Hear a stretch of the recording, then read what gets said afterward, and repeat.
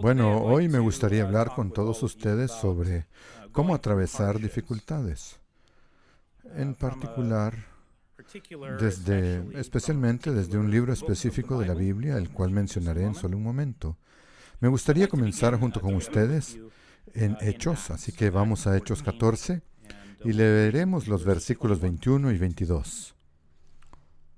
Aquí se hace un comentario interesante donde se explican e ilustran las experiencias de los apóstoles.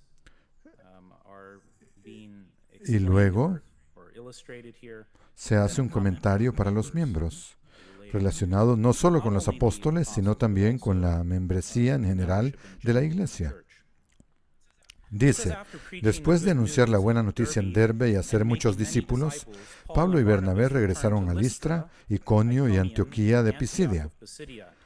Allí fortalecieron a los creyentes, los animaron a perseverar en la fe, recordándoles que es necesario pasar por muchas dificultades para entrar en el reino de Dios.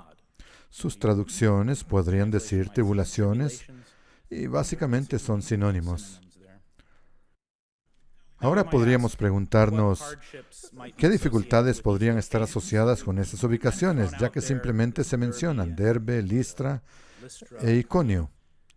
Justo en los versículos anteriores, Pablo y Bernabé en Listra habían sanado a un hombre cojo. Y la multitud se reunió y básicamente se emocionaron mucho después de ver este milagro. E incluso proclamaron que Bernabé era Zeus y que Pablo era otro de sus dioses. Pablo, otro de sus dioses, Hermes. E intentaron también sacrificar toros para ellos. Por supuesto, Pablo y Bernabé trataron de evitar que hicieran eso, obviamente. Pero como continúa la historia, unos judíos de Antioquía e Iconio persuadieron a la multitud, y la multitud entonces se volvió completamente contra ellos. Un giro de 180 grados, terminaron apedreando a Pablo y arrastraron su cuerpo fuera de la ciudad, creyendo que estaba muerto. Ahora bien, ¿por qué vinieron judíos de Antioquía e Iconio a causar problemas? Bueno, antes de estar en Listra, toda la ciudad de Antioquía se reunió para escuchar a Pablo y Bernabé. Muchos escucharon y fueron convencidos. Y luego algunos judíos allí incitaron a una turba y los expulsaron de la ciudad hacia Iconio. Ocurrió una situación similar en ese otro lugar, Iconio, y se enteraron de un complot para apedrear a los apóstoles ahí. Así que terminaron teniendo que huir y desde ahí se fueron a Listra, donde comenzamos. Aquí se puede ver que fue de una ciudad a la otra, una tras otra. Curiosamente, hubo quienes respondieron al mensaje que los apóstoles llevaron a cada una de esas ciudades. Pero por supuesto pasaron por grandes dificultades en el proceso, teniendo que huir por sus vidas, siendo incluso apedreados casi hasta la muerte y arrastrados fuera de la ciudad, creyendo los muertos. Podríamos decir que estas fueron tanto dificultades personales para los apóstoles como eventos importantes, no solo para, se podría decir, las ciudades en las que estuvieron, las comunidades que visitaron, sino también especialmente para aquellos a quienes Dios estaba llamando a la iglesia, aquellos que eran potenciales miembros o ya miembros de la iglesia, dependiendo de cuánto tiempo habían estado en cada ciudad. Así que me gustaría llamar brevemente la atención sobre estas dos categorías y podríamos pensar en aquellas con las que lidiamos de vez en cuando o de forma regular, dependiendo. La primera sería las dificultades severas que nos suceden a nosotros o a quienes están cerca de nosotros, pero que diríamos que son de una naturaleza más personal. Así que dificultades severas que podríamos tener que nos afectan directamente o a nuestras familias inmediatas o a personas muy cercanas a nosotros. Y luego hay algo en una categoría un poco más amplia que son eventos perturbadores mayores que nos suceden, pero que más ampliamente ocurren a nuestro alrededor y a nuestras comunidades. O podríamos decir que incluso más ampliamente que eso, y tal vez en una escala mayor que solo nuestra comunidad local, podrían estar ocurriendo cosas que afectan a un grupo mucho más amplio de personas. Como veremos un poco más adelante, a veces las cosas afectaban a toda una categoría de personas. Por ejemplo, al pueblo judío. Ahora, la Biblia nos da muchos relatos de dificultades, cosas que las personas soportaron, atravesaron y sufrieron. Y entra en bastante detalle. Y ambas categorías que acabamos de discutir están allí, tanto a nivel personal como en sentido más amplio para las comunidades o incluso para el pueblo de Dios en general. Y ciertamente ese fue el caso en la historia de Israel y sus migraciones. A veces afectaba a toda la comunidad de Israel. De manera interesante, la Biblia también tiene lo que simplemente llamaré un versículo lema. Versículo lema. Que tal vez hayan oído o que a veces se utiliza, y es este que voy a mencionar. A veces se usa en particular cuando se intenta poner en perspectiva cómo lidiar con las dificultades. Y parece a simple vista que algunos de estos versículos, incluido el que estoy a punto de mencionar, indicarían que no deberíamos dejar que las dificultades nos afecten demasiado. Voy a darles un ejemplo. Está en Filipenses 4, versículo 6. Algo que creo que muchos de nosotros probablemente conocemos de memoria, o al menos lo reconoceríamos rápidamente. Y Filipenses 4:6 dice, por nada estén afanosos. Otra traducción dice, no se preocupen por nada, sino que en todo, mediante oración y súplica, con acción de gracias, sean dadas a conocer sus peticiones delante de Dios. Me voy a detener ahí porque me gustaría ofrecer un poco de contexto para ese versículo en particular, que podría ayudarnos a poner este y otros conceptos similares en perspectiva en relación con cómo se aplican a las dificultades cuando las enfrentamos o pasamos por ellas. Mientras escribía la carta a los filipenses, el apóstol Pablo estaba encarcelado, encadenado en Roma. Podríamos decir que estaba pasando, sin lugar a duda, por una dificultad. Observen su declaración. Esto es un poco antes de Filipenses. En Filipenses, en el capítulo 1, voy a leer versículos 12 al 14. Filipenses 1:12. Quiero que sepan, hermanos, que las cosas que me han sucedido han redundado más bien para el progreso del Evangelio, de tal manera que mis prisiones se han hecho patentes en Cristo. Hay unas implicaciones aquí. Patentes en Cristo en todo el pretorio. Una implicación de que estaba preso en un lugar donde lo vigilaba la guardia del palacio o la guardia de élite. Y a todos los demás, y a la mayoría de los hermanos, confiando en el Señor, gracias a mis prisiones. Confiando en el Señor, gracias a mis prisiones, se atreven mucho más a hablar la palabra sin temor. Él dijo que en cierto sentido no solo él se había vuelto más confiado y capaz de hablar de Jesucristo y enseñar, aún estando encadenado, sino que también había influido positivamente en los miembros de la iglesia, en el sentido de que ellos se sintieron fortalecidos para continuar en el camino de Dios con menos temor. Ahora, observen que él no está minimizando la dificultad por la que está atravesando, y creo que eso es razonablemente importante de notar. Está explicando que Dios estaba haciendo algo importante al mismo tiempo que él estaba atravesando esa situación. Recuerden, él estaba encarcelado y probablemente encadenado a un guardia. Me gustaría leer un pequeño fragmento del libro Apóstoles, los primeros seguidores y su fe, del señor Hume. Esto se encuentra en las páginas 93 y 94. Dice así: como hemos señalado, Pablo probablemente estaba encadenado a distintos guardias día y noche. Da algunos ejemplos en Efesios y en Hechos que mencionan cadenas o grilletes y dice, cada palabra suya habría sido escuchada. Entonces él hablaba, ¿y quién escuchaba? Sus guardias. Y no fue solo entre la guardia imperial que el mensaje de Pablo se dio a conocer. Al final de su carta a la congregación en Filipos, escribió, todos los santos los saludan, especialmente los de la casa de César. ¿Eran estas personas recién convertidas siervos o parientes de Nerón?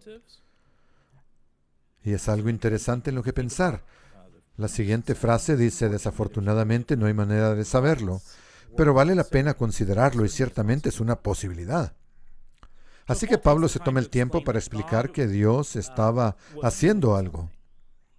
Se toma el tiempo para explicar lo que Dios estaba haciendo al mismo tiempo que él estaba pasando por una dificultad severa. No está minimizando los problemas que estaba enfrentando, sino mostrando que Dios estaba obrando algo increíble en su vida mientras él atravesara esos problemas. Podrían preguntarse por qué me estoy tomando el tiempo para considerar este versículo en particular sobre no estar ansiosos al hablar sobre este tema o asunto. Y es porque creo que es importante entender el propósito de ese versículo que leímos en Filipenses 4:6 y de otros similares. No se trata de criticar a las personas que están sufriendo mucho y no lo están manejando tan bien, como si de alguna manera les faltara fe. Ese no es el punto. Las personas, sabemos, en general, tienden a preocuparse por lo que vendrá. Algunas manejan la ansiedad y la preocupación de manera diferente. Algunas un poco mejor, otras no tanto. Eso es parte de la condición humana. Pablo nuevamente no está minimizando las dificultades. Las dificultades son eso, difíciles. Si no lo fueran, entonces no serían dificultades. Entonces, en cambio, creo que el apóstol está recordándonos y tranquilizando al lector que Dios está presente en sus vidas. Y como señala en su ejemplo personal, Dios está obrando, está obrando. Y la certeza de la presencia y la ayuda de Dios no es algo por lo que debamos estar ansiosos o preocuparnos, como si no fuera real. Creo que ahí hay un poco de contexto importante. Esto puede ayudarnos y ser algo muy valioso para recordarlo en los tiempos difíciles. Me gustaría ver otro ejemplo que ayude a explicar este concepto, quizás de una forma más directa, y ese se encuentra en Éxodo 17:7. ¿Están los israelitas en algún lugar en el desierto después del Éxodo? Y no había agua ni para el pueblo, ni para los animales. Básicamente la gente sentía que estaba a punto de morir de sed, y así lo expresaban. Hemos salido hasta aquí y vamos a morir nosotros, nuestros hijos y nuestros animales. Así que podríamos decir que esta dificultad era severa, tenían mucha sed. Y el problema con su reacción no parece ser la preocupación o la ansiedad en sí mismos, sino otra cosa. Vamos a Éxodo 17:7. Moisés llamó a ese lugar Masa, que significa prueba. Estaba leyendo mis notas en vez del versículo. Disculpen, fue un grave error. Voy a leer los versículos. Moisés, Éxodo 17:7. Moisés llamó a ese lugar Masa, que significa prueba, y Meriba, que significa discusión, porque el pueblo de Israel discutió con Moisés y puso a prueba al Señor diciendo, ¿está o no está el Señor con nosotros? Entonces, la dificultad que parece salir a la luz aquí, y algunas escrituras del Nuevo Testamento que hacen referencia a este problema, es que el asunto de Masa y Meriba fue una cuestión sobre si Dios estaba allí, si Dios estaba presente, no tanto en el hecho de que realmente estaban sufriendo. En verdad tenían mucha sed. Pero la cuestión era la presencia de Dios o su disposición a ayudarles. Esa fue la dificultad. Entonces podríamos pensar, ¿alguna vez nos hemos encontrado haciéndonos esa pregunta? ¿Dónde está Dios en esta situación? Esto es algo que puede surgir en tiempos de dificultad severa. ¿Por qué está Dios permitiendo que esto suceda? ¿Está Dios involucrado en lo que estoy atravesando?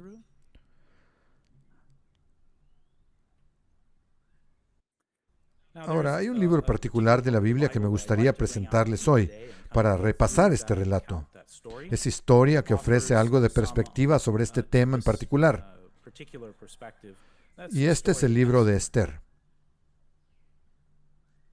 Ese libro trata el tema de la intervención de Dios en nuestras vidas en medio de circunstancias difíciles y de la mano de Dios obrando en lo que está ocurriendo para el beneficio de una persona o de un pueblo.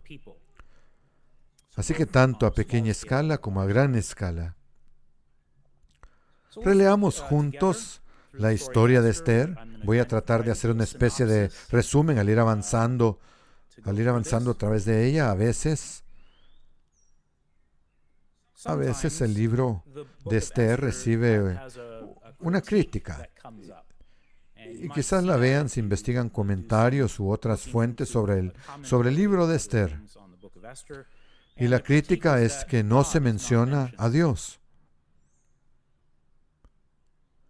Ese es de hecho el caso. La palabra Dios no aparece en el texto, pero a medida que avancemos me gustaría hacer una propuesta desde el principio, y es que todo el libro trata sobre la intervención de Dios y su mano en la vida de su pueblo, ayudando, interviniendo, haciendo que las cosas salgan bien.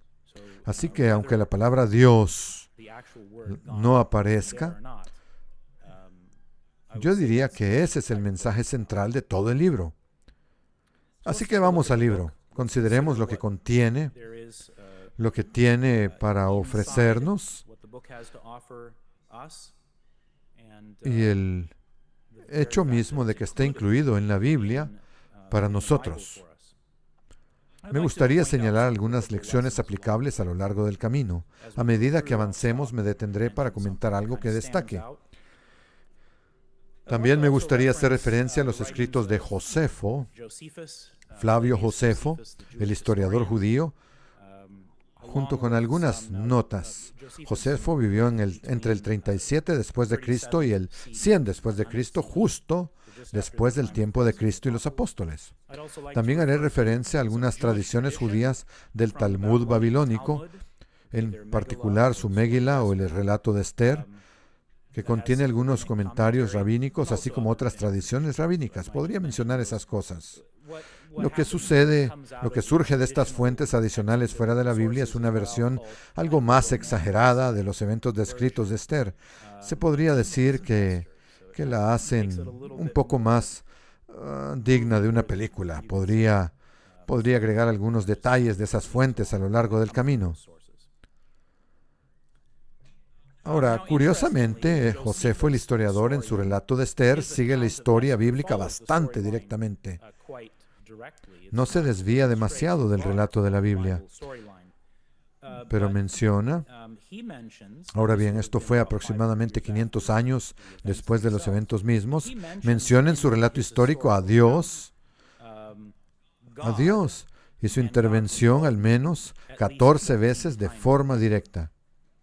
Entonces, lo que podemos deducir de eso es que indica, al menos para mí, que había una comprensión clara de la intervención de Dios en el relato de Esther, en esa historia, cuando llegamos al tiempo de Cristo y los apóstoles.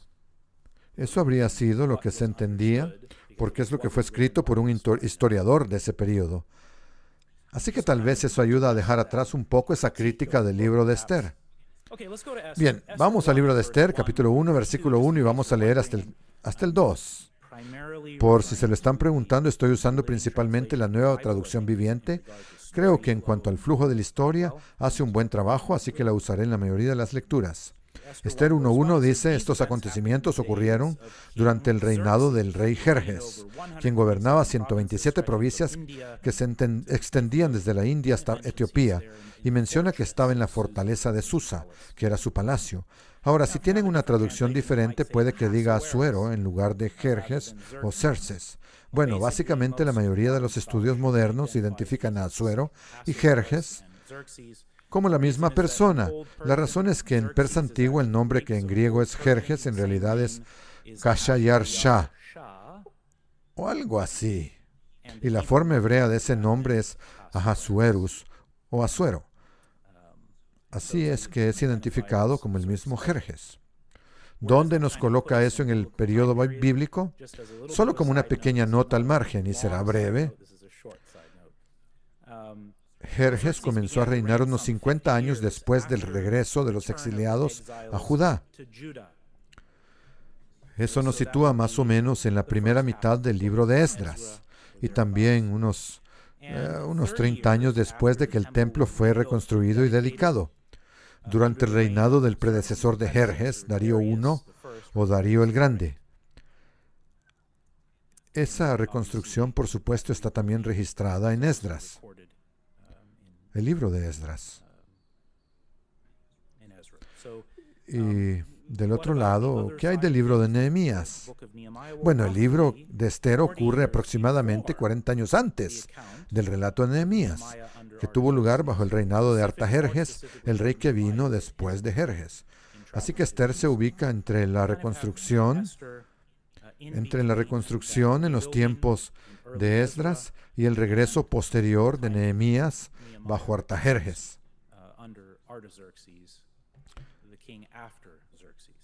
el rey después de Jerjes.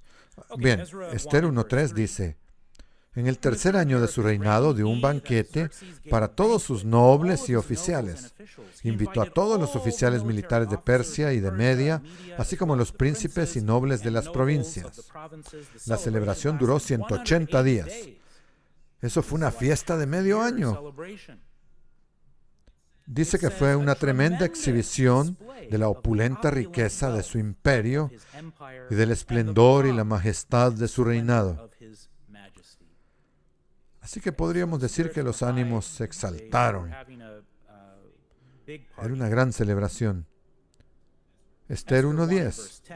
Como nota al margen, Josefo dice que decenas de miles de personas asistieron a esa fiesta. Así que fue un evento verdaderamente masivo. Luego hizo una celebración por 7 días para todo el pueblo en Susa. Esther 1:10. El séptimo día del banquete, cuando el rey Jerjes estaba de buen humor por el vino, por lo que tal vez no estaba pensando con toda claridad, dice que ordenó a ciertos eunucos cuyos nombres se mencionan que trajeran la reina Vasti para que se presentara con la corona real sobre su cabeza. Esther 1:11 continúa: quería que todos los nobles y demás hombres admiraran su belleza, porque era una mujer muy hermosa. El siguiente versículo explica que la reina Vasti se negó a hacerlo. Y quizá uno se pregunte, ¿por qué? ¿Por qué fue un problema? ¿Por qué no quiso Vasti hacer esto? Vamos a leer Esther 1:12. Pero cuando le transmitieron la orden del rey, la reina Vasti se negó a ir. Esto enfureció al rey y se encendió de ira. Entonces, ¿por qué? Bueno, curiosamente, según el Talmud babilónico, la historia indica que Vasti debía presentarse usando únicamente la corona real. Bajo esos detalles uno puede entender mejor por qué Vasti no quiso cumplir con esa orden. Su decisión parece mucho más razonable, especialmente considerando la gran cantidad de vino que ya había corrido. La historia continúa y dice que el rey consultó con sus nobles y los nobles estaban muy preocupados. Muy preocupados. Temían que si se corría la voz de que Vasti simplemente podía desobedecer al rey, entonces sus propias esposas tampoco les obedecerían. Y eso los aterraba. Así que esto es lo que propusieron. Leamos Esther 1:19. Si al rey le parece bien, le sugerimos que publique un decreto por escrito, una ley de los medos y de los persas que no pueda ser revocada, que ordene que la reina Vasti sea para siempre desterrada de la presencia del rey Jerjes y que el rey elija a otra reina más digna que ella. La idea era que así se correría la noticia y las demás mujeres no se atreverían a rebelarse. Ahora, según la tradición rabínica, desafortunadamente la reina Vasti fue ejecutada. Pero esto no está confirmado en la Biblia, así que no lo sabemos con certeza. Pasemos al capítulo, parece que era la tradición. Pasemos al capítulo 2 de Esther, verso 1. Después que se apaciguó el enojo del rey Jerjes, comenzó a aclarar su mente, pensó en Vasti, en lo que ella había hecho y en el decreto que él había dictado. En el decreto, ahora piensa en el decreto que hizo. Tal vez su mente estaba más clara, tenía remordimientos. Versículo 2. Sus asistentes personales le sugirieron que se buscara por todo el imperio a jóvenes hermosas. Versículo 4. La joven que más agrade al rey será hecha reina en lugar de Vasti. Y al rey le pareció bien la idea, así que puso en marcha el plan. Aquí se nos introduce a un personaje importante. Mardoqueo era judío, pero de la tribu de Benjamín. Es interesante cómo se menciona específicamente esa tribu. Y parece que trabajaba en los alrededores del palacio. No se dice exactamente qué hacía, pero su función lo mantenía cerca del entorno real. Versículo 7. Este hombre, Mardoqueo, tenía una prima muy hermosa y de buen parecer llamado Hadasa. Sobrina o prima, depende de la traducción. Hadasa, su nombre hebreo, conocida también como Esther. Cuando murieron su padre y su madre, Mardoqueo la adoptó como hija suya. Según la tradición rabínica, Esther quedó huérfana al nacer, aunque no lo sabemos con certeza. Sí queda claro que era huérfana y fue criada por Mardoqueo. Esther es finalmente elegida y llevada al palacio como parte de la búsqueda de jóvenes hermosas. Esther 2:9. Un oficial llamado Hegai, encargado del proceso, quedó muy impresionado con Esther y la trató con mucha amabilidad. Le asignó rápidamente un menú especial y tratamientos de belleza. Este menú especial, según la tradición rabínica, indica que Esther, al igual que Daniel, rechazó los manjares del rey y prefirió comer solo vegetales. Una elección basada probablemente en motivos religiosos. Versículo 17. El rey quedó más atraído por Esther que por cualquiera de las otras mujeres y ganó su favor y aprobación más que ninguna otra. Entonces le colocó la corona real en la cabeza y la hizo reina en lugar de Vasti.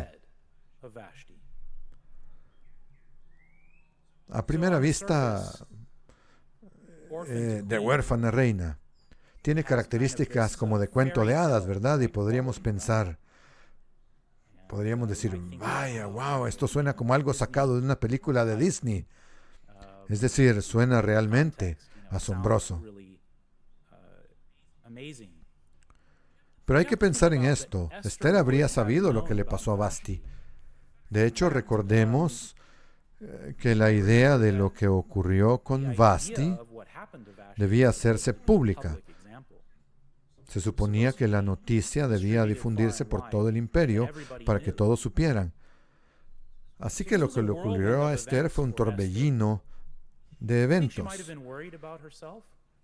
Quizás se sintió preocupada por su propia seguridad después de lo que pasó con la reina anterior. Había sido muy natural que Esther sintiera una gran preocupación, una gran ansiedad por todo esto. ¿Por qué está pasando esto? ¿Por qué Dios me hizo tan hermosa?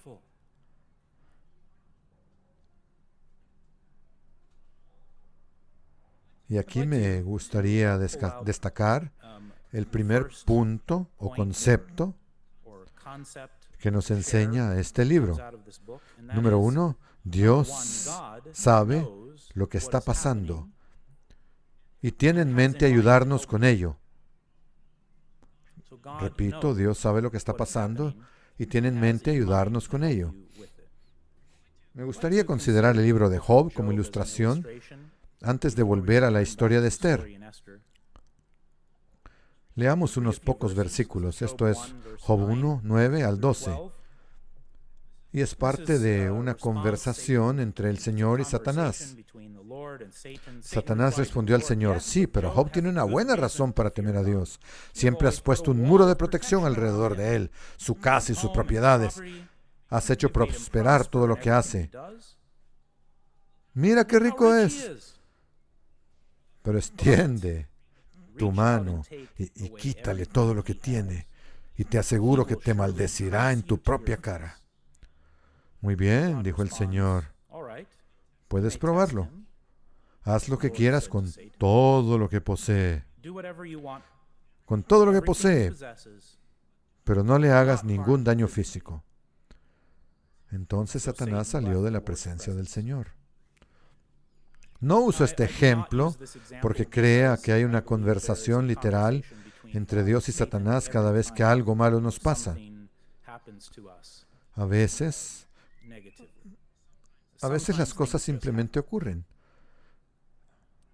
Pero me gustaría usar esto para considerar la participación activa de Dios.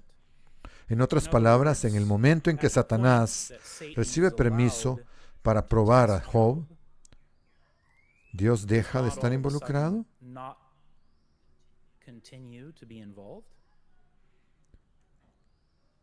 Bueno, creo que en el caso de Job sabemos que eso no es así.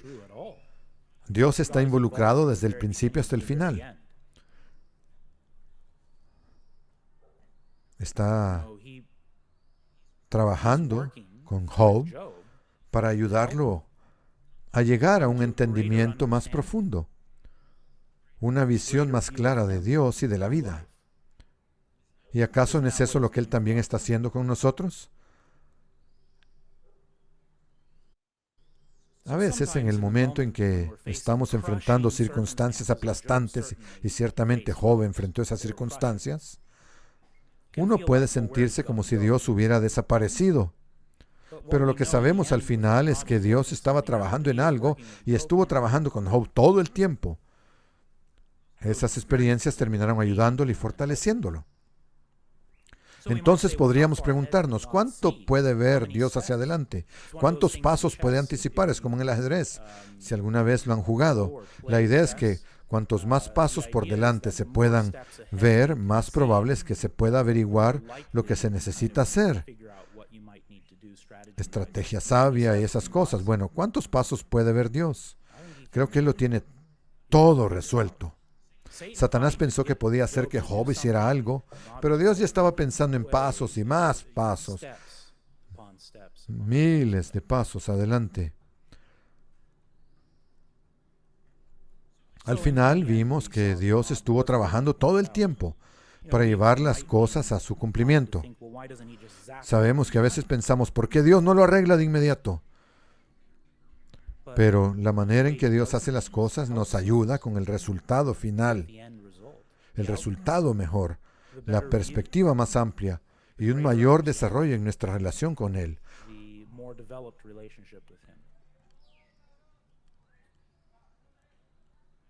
Job terminó con un entendimiento mucho más profundo y una perspectiva sobre Dios y sobre la vida.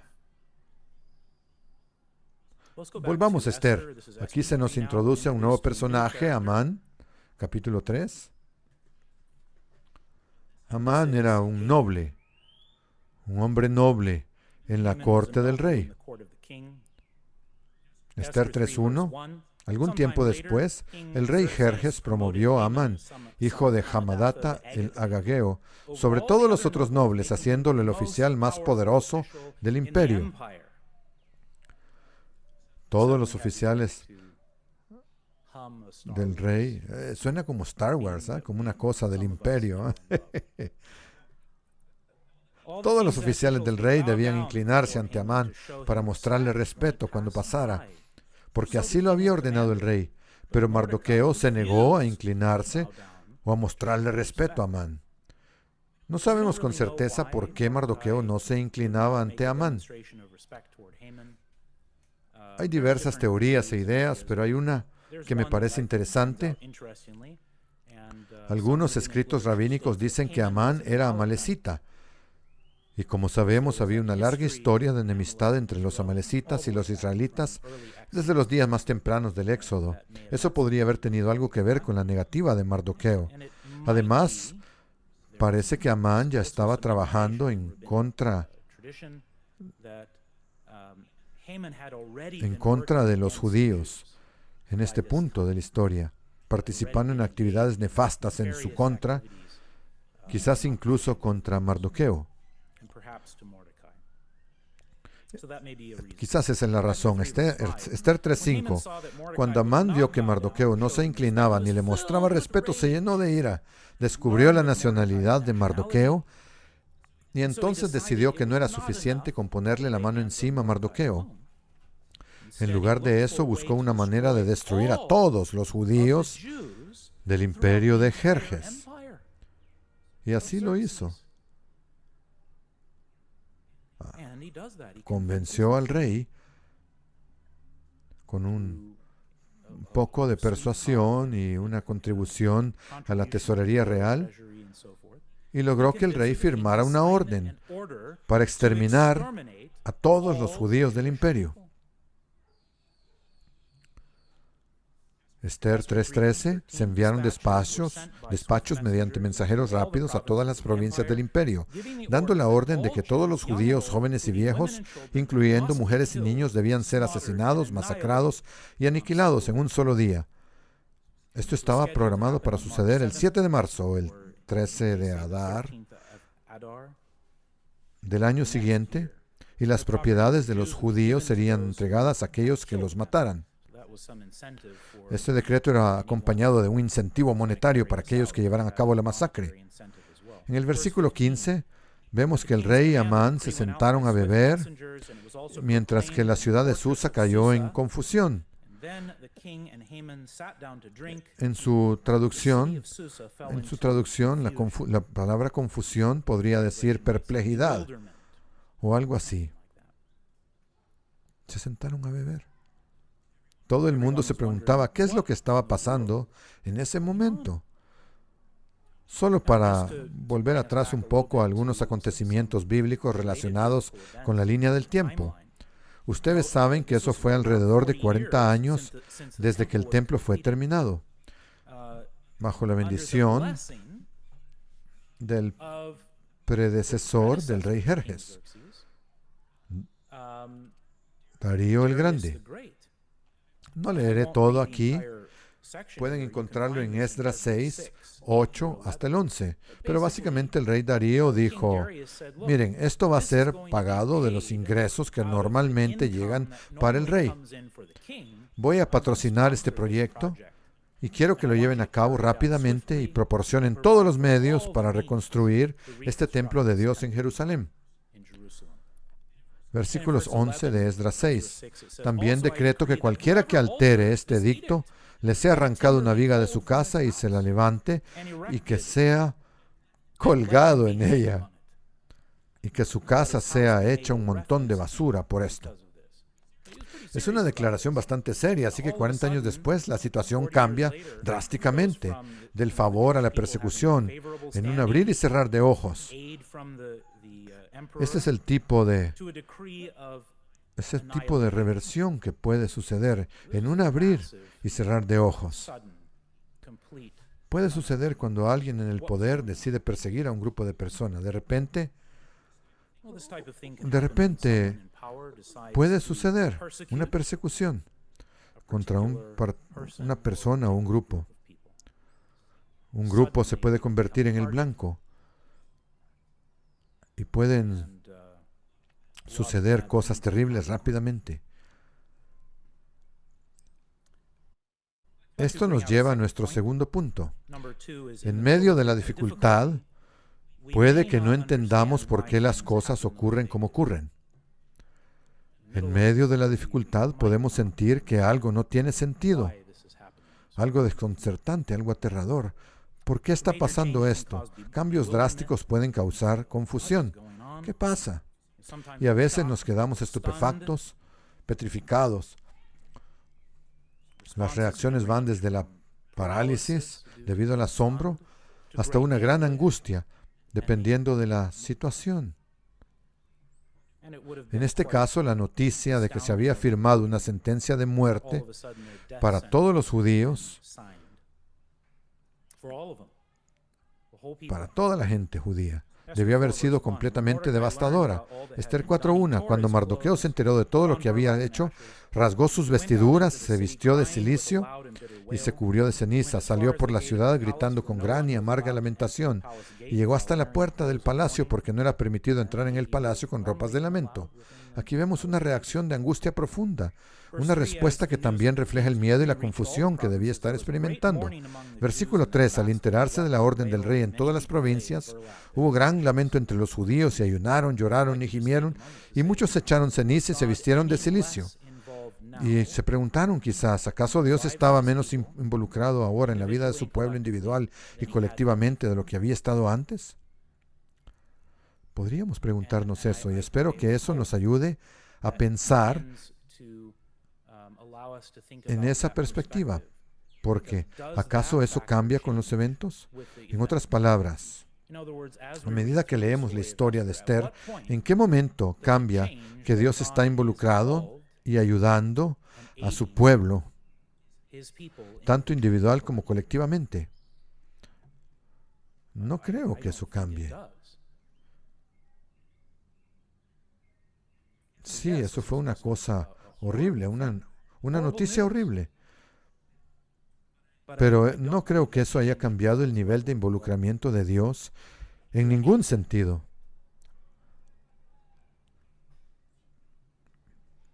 Me gustaría, como una ilustración de esto, señalar algo que pasamos por alto.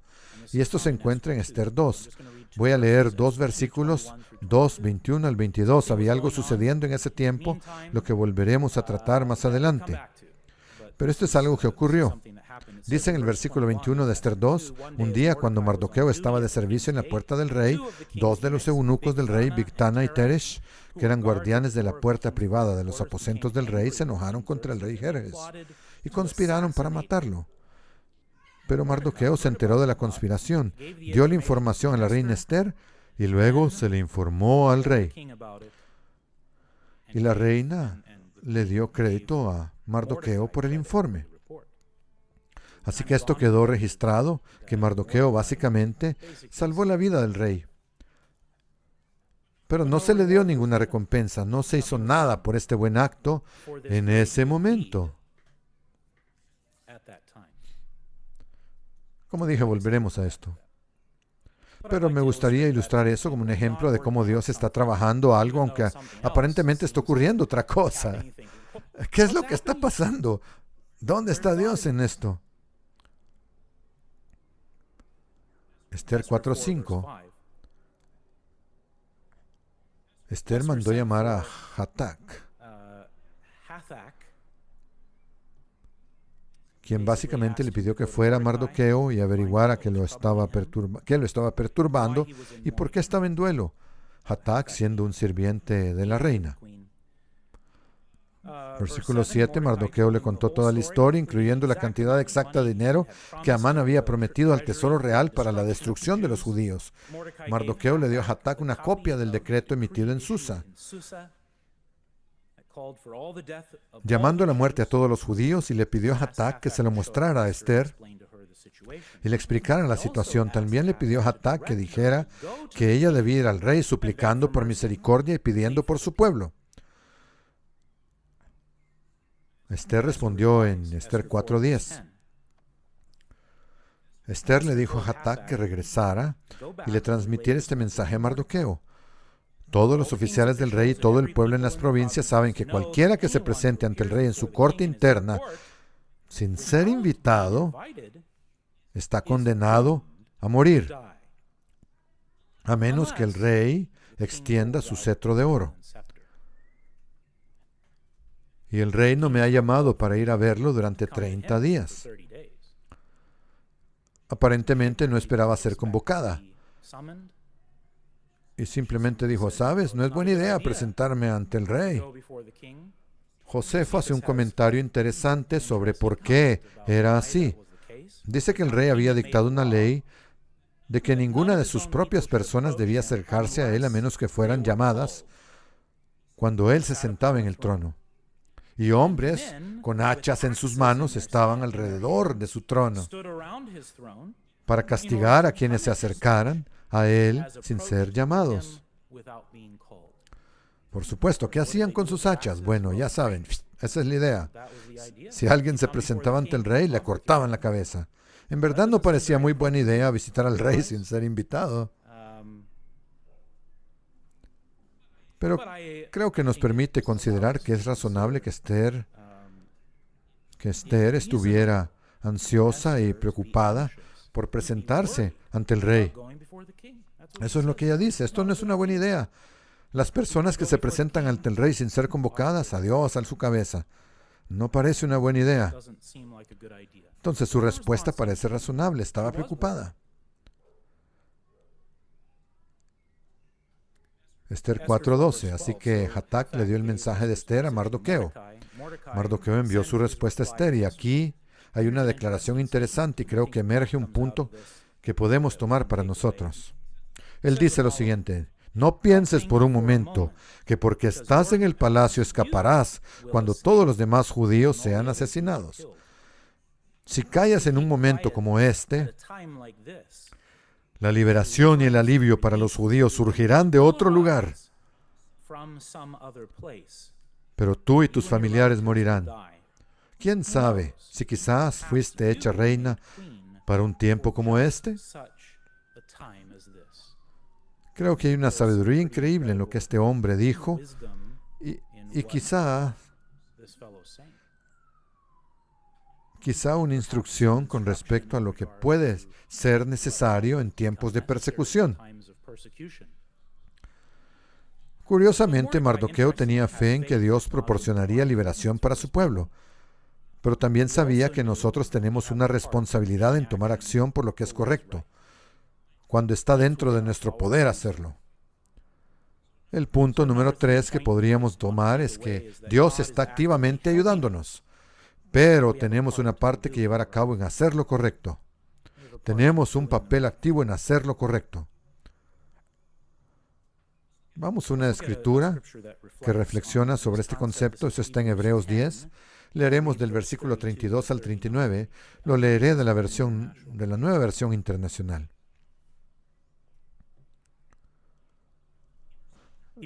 Dice, recuerden aquellos primeros días, cuando recibieron la luz, cuando se mantuvieron firmes en un gran combate frente al sufrimiento.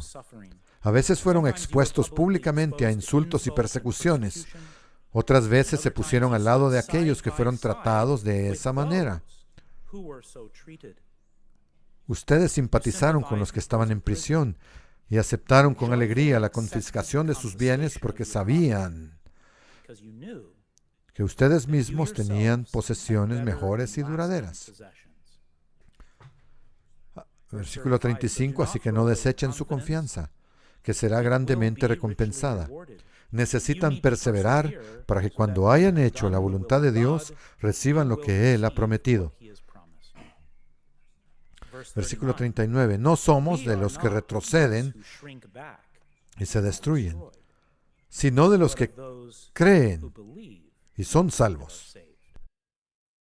Así que hay un elemento de valentía o coraje involucrado en ser un creyente, en ser un seguidor de Cristo. Volvamos a Esther 4 ahora en el versículo 15. Esther envió esta respuesta a Mardoqueo. Entonces ella lo pensó y esto es lo que dijo. Ve y reúne a todos los judíos de Susa y ayunen por mí. No coman ni beban durante 3 días, de día y de noche. Mis doncellas y yo haremos lo mismo. Y luego, aunque va en contra de la ley, iré a ver al rey. Y si debo morir, que así sea. Ella estaba dispuesta a hacer lo que comenzaba a entender que era lo correcto, aunque eso pusiera en riesgo su propia vida.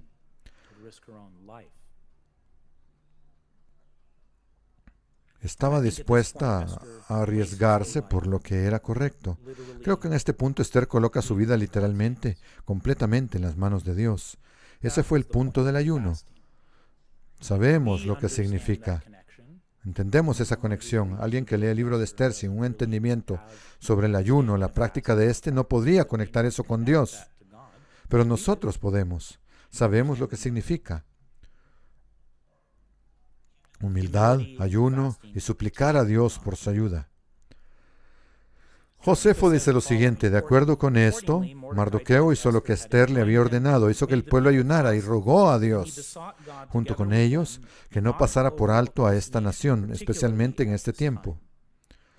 Esther hizo súplica a Dios de acuerdo con la manera de su país, postrándose sobre la tierra, poniendo sus ropas de duelo, despidiéndose de la comida, bebida y todas las delicias por 3 días, y pidió a Dios que tuviera misericordia de ella. Y ella suplicó a Dios para que tuviera misericordia de ella y hiciera que sus palabras fueran persuasivas ante el rey y que su aspecto fuera más hermoso que antes, para que por medio de sus palabras y su belleza pudiera tener éxito. Ese era su plan. Creo que Josefo agrega un poco más a la historia. Es bastante interesante. Esther 5:1. En el tercer día del ayuno, Esther se puso sus ropas reales y entró al patio interior del palacio, justo frente a la sala del rey. El rey estaba sentado en su trono real, mirando hacia la entrada. Ahora, ¿creen que ella tenía algo de ansiedad sobre esto? Yo creo que sí.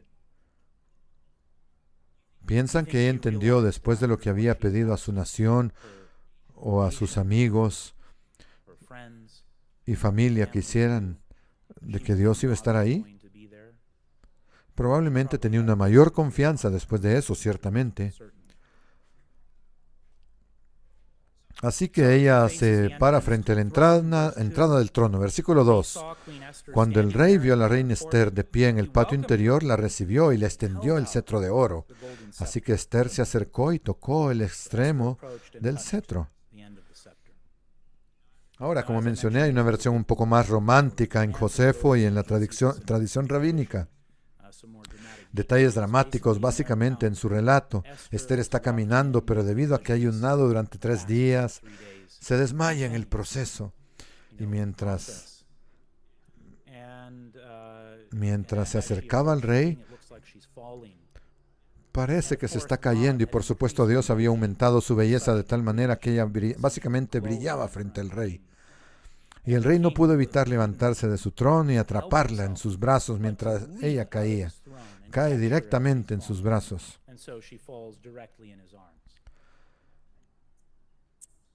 No solo eso, mientras ella se recuperaba de este desmayo, no solo tocó el cetro de oro, sino que el rey le entregó el cetro de oro. Así es que sí, hay un poco de romance añadido. Esther 5:3. Entonces el rey le preguntó: ¿qué quieres, reina Esther?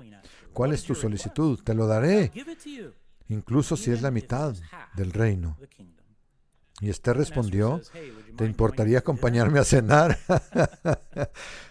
Así que prácticamente eso fue lo que ocurrió.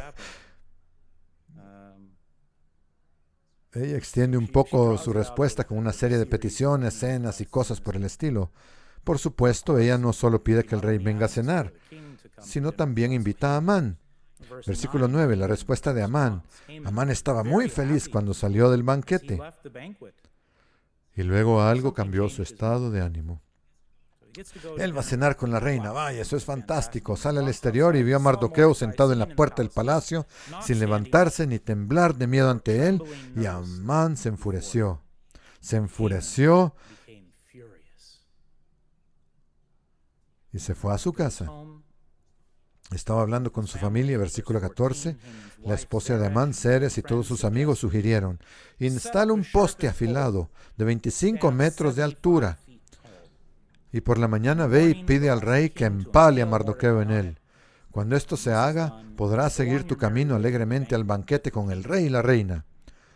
Esto complació a Amán, así que ordenó que se levantara el poste. La mayoría de las traducciones, como la Nueva Traducción Viviente, son de las raras que usan este tipo de ejecución.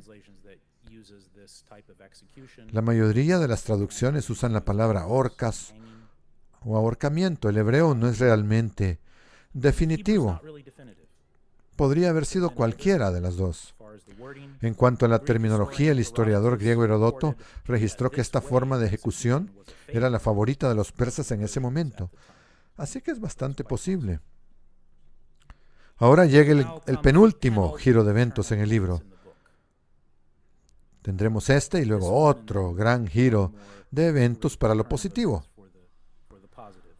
Josefo dice lo siguiente: Dios se burló de las malvadas expectativas de Amán, y como sabía lo que ocurriría, se deleitó con ello, porque esa noche Dios quitó el sueño al rey. Esther 6:1.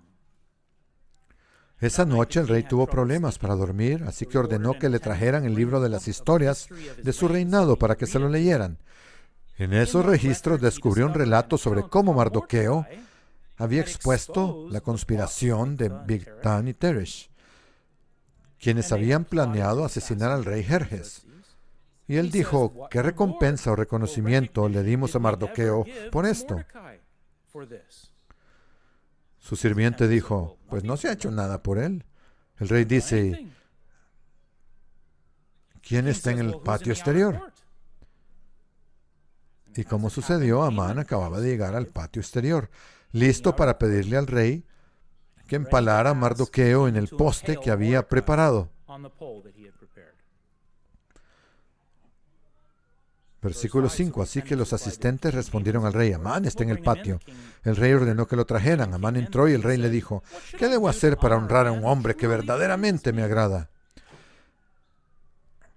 Y Amán pensó para sí mismo: bueno, ¿quién más que yo desearía el rey honrar? Y respondió: si el rey desea honrar a alguien, debería traer uno de los propios ropajes reales del rey, así como un caballo en el que el rey mismo haya montado, uno con el emblema real en su cabeza.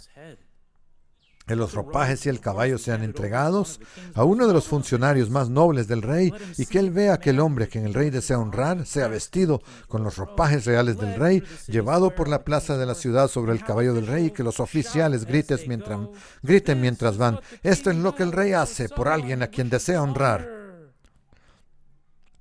¡Excelente!, dijo el rey a Amán. Rápido, toma los ropajes y mi caballo y haz exactamente lo que has dicho para Mardoqueo, el judío que está sentado en la puerta del palacio.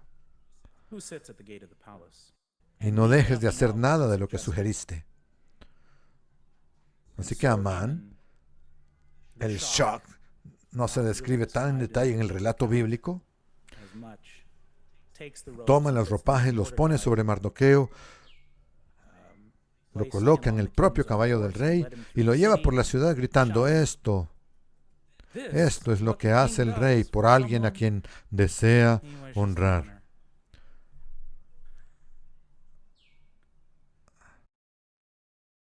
Después Mardoqueo regresó a la puerta del palacio, pero Amán se apresuró a ir a su casa abatido y humillado. Otro punto que surge de esto podría ser el siguiente. Número 4. En el tiempo de Dios, las recompensas por hacer lo correcto pueden no ser inmediatas, pero son seguras. Por lo tanto, las recompensas por hacer lo correcto pueden no ser inmediatas, pero llegarán. Versículo 13. Cuando Amán le contó a su esposa Zeres y a todos sus amigos lo que había sucedido, sus sabios consejeros y su esposa dijeron: ya que Mardoqueo, este hombre que te humilló, es de origen judío, nunca tendrás éxito en tus planes contra él. Será fatal seguir oponiéndote a él. Una especie de declaración profética ahí. Así que tengo un último último punto. Este es el número 5. Y luego continuaremos desde ahí. Número 5 es apropiado anticipar o incluso esperar la ayuda milagrosa de Dios. Es apropiado anticipar o incluso esperar la ayuda milagrosa de Dios. Las cosas que Dios hace por su pueblo, incluso hasta el punto de cosas milagrosas, son parte de quién Él es. Es su firma, es su tarjeta de presentación. Es algo que está integrado en el carácter de Dios. ¿Por qué no esperaríamos esas cosas o anticiparlas? Así que, porque somos parte del llamado y la obra de Dios en esta era, por defecto, Dios está trabajando continuamente con nosotros, siempre. Es así que el poder directo y la intervención de Dios no siempre se ven de manera inmediata todo el tiempo. Pero es importante darnos cuenta de que es parte de nuestra vida. Y eso es un elemento de fe. Hebreos 11:6 habla de este concepto en relación con la fe. Dice, sin fe es imposible agradar a Dios, porque el que se acerca a Dios debe creer que Él existe. Y luego hay algo más. Esto es interesante. Dice, y que es galardonador de los que le buscan diligentemente. En otras palabras, para las personas que buscan diligentemente a Dios, que son parte de su plan, que son parte del llamado que tenemos, si pedimos ayuda a Dios, podemos esperar mucho que habrá un excelente resultado en eso. Podemos esperarlo. Dios está haciendo algo. Él es galardonador de los que le buscan diligentemente. Habrá hecho algo. Eso es parte de nuestra fe. Él lo hará. Si recuerdan, Mardoqueo dijo algo interesante. Dijo, si no vas al rey, la liberación será dada a los judíos. Él sabía, él tenía algo de fe. Se dio cuenta de que Dios cuidaría a su pueblo. Dijo, vendrá de algún lado, si no eres tú. Así que él estaba seguro de que Dios proveería ayuda, incluso si no entendía exactamente cómo se resolvería todo en ese momento. Y creo que esa clase de confianza puede ayudarnos a mantener el ánimo a pesar de las dificultades. Juan 16:33. En Juan 16:33 Jesús dice, les he dicho esto para que tengan paz en mí. En este mundo tendrán aflicciones y tribulaciones. Pero ánimo, yo he vencido al mundo. Jesús está diciendo que a través de todo lo que ocurrió en su vida y el hecho de que su Padre trabajó en todos los aspectos de su vida para llevarlo adelante y hacerle vencer al mundo, podemos encontrar paz. Nos está diciendo que podemos tener ánimo, porque Él ha superado al mundo y nosotros también podemos encontrar victoria a través de Él. Regresando a la historia de Esther, Esther básicamente hizo una invitación. Ella ha hecho una invitación a cenar y ellos aparecen. Hay una segunda invitación a cenar y entonces tenemos, ya saben, una buena comida, un poco de suspenso en la historia y luego lo retomamos el relato en Esther 7, versículo 3. Esther responde al rey, si he hallado gracia ante ti, y si al rey le place concederme mi petición, que se me dé la vida, una buena comida y todo, dime lo que pasa, que se me dé la vida a mí y a mi pueblo, porque hemos sido vendidos y están dispuestos a matarnos, a exterminarnos y acabar con nosotros. Si solo nos hubieran vendido como esclavos, me habría quedado callada. Pues eso no sería un asunto tan grave como para molestar al rey. El rey, indignado, desde luego pregunta, ¿quién haría tal cosa? Esther responde, este malvado.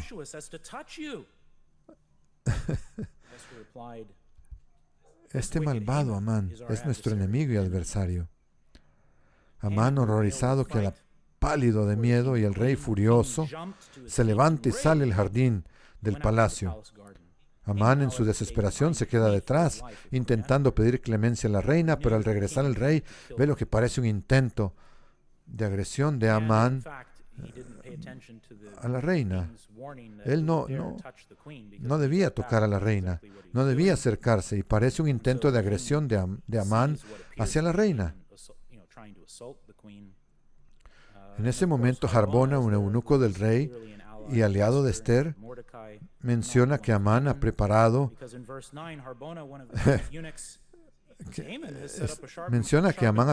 un poste de 25 metros para empalar a Mardoqueo, quien había salvado la vida del rey.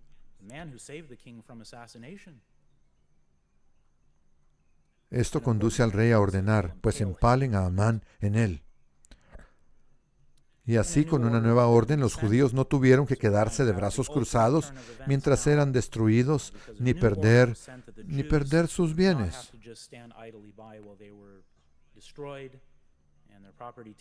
Ahora tenían la posibilidad de defenderse con el respaldo de la autoridad real. Esther 9:1 dice, el 7 de marzo se pusieron en vigor los 2 decretos del rey. Ese día los enemigos de los judíos habían esperado sobrepasarlos, pero sucedió todo lo contrario. Fueron los judíos los que sobrepasaron a sus enemigos. Los judíos se reunieron en sus ciudades, en todas las provincias del rey, para atacar a aquellos que intentaran hacerles daño.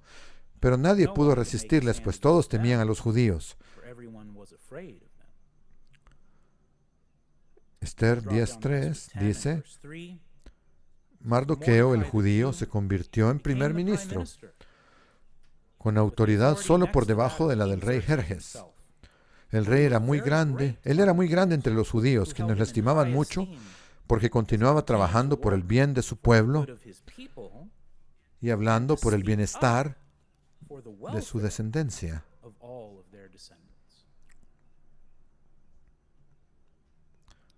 Así que creo que si nos limitamos a considerar una recapitulación, ustedes saben que Dios le ha permitido a la humanidad en general tomar decisiones de acuerdo con su propio diseño y funcionamiento en este tiempo. Creo que entendemos eso como una generalidad, pero Dios no está ausente. Él ve que a veces da forma a los grandes acontecimientos, como se desprende de los relatos bíblicos. No significa que en todos ellos, solo significa que lo hace. Y más específicamente, en las vidas de su pueblo. Aquellos en la iglesia hoy, Él está continuamente involucrado. Se diría, continuamente involucrado. Y creo que el libro de Esther ayuda a ilustrar este punto. Saben, en ese tiempo los judíos eran el pueblo de Dios. Y hoy en día, la iglesia es el pueblo de Dios. Entendiendo la cierta participación de Dios y teniendo una segura determinación de que eso es lo que está sucediendo, puede ayudarnos a manejar la preocupación y la ansiedad sobre lo que sea que enfrentemos. Esas penurias que se nos pidió soportar por el reino de Dios, que es el resultado final para nosotros si continuamos. Deuteronomio 31:6, leeré un versículo final aquí. Deuteronomio 31:6 dice, así que sé fuerte y valiente. No tengas miedo y no entres en pánico ante ellos. Está hablando de los enemigos de los israelitas, pero podríamos decir que eran sus dificultades. Podríamos sustituir enemigos por dificultades. Eso. No entren en pánico ante ellas. No tengan miedo, porque el Señor tu Dios irá personalmente delante de ti. No te fallará ni te abandonará. Algo de lo que podemos estar seguros. Así que no nos desanimemos. Hay que tratar de equilibrar el desánimo con la comprensión de que Dios está obrando en la vida de cada uno de nosotros. Eso es una certeza.